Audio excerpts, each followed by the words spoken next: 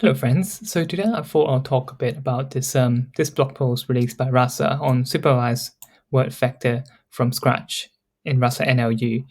And I think this blog post is particularly interesting because it allows us to train domain-specific models whilst using a lot less memory.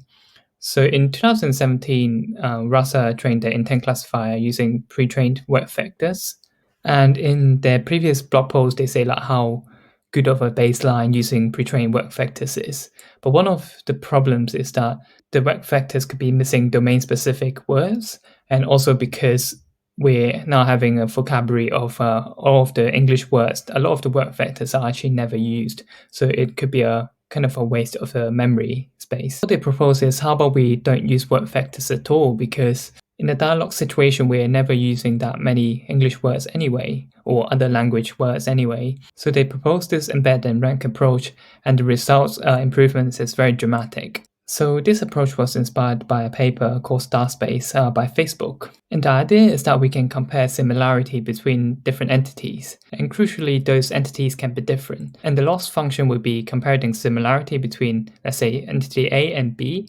And we also put in a negative sampling of comparing A and B, but a very dissimilar sample. So in Russell's case, instead of using pre-trained word vectors, they train embeddings for intents and for the words inputs simultaneously, and try to rank the similarity between the input text and all the intents.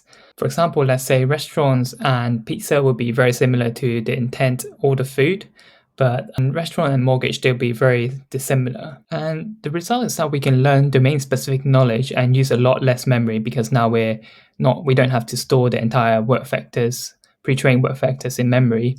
And also, an added benefit is that in our input word embeddings, we can have split into different tokens. For example, here, the blog post talk about question product return policy and question product warrant.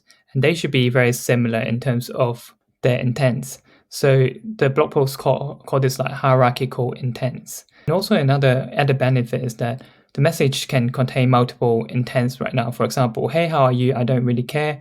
It's a composed of the intents greet and don't care. And yeah, I find this blog post really interesting because it shows a different way of approaching the problem. And whilst pre-trained word vectors are very useful in its own right, it shows that we can achieve even higher scores by using a lot less memories. And yeah, I hope you find this useful and feel free to check out this blog post.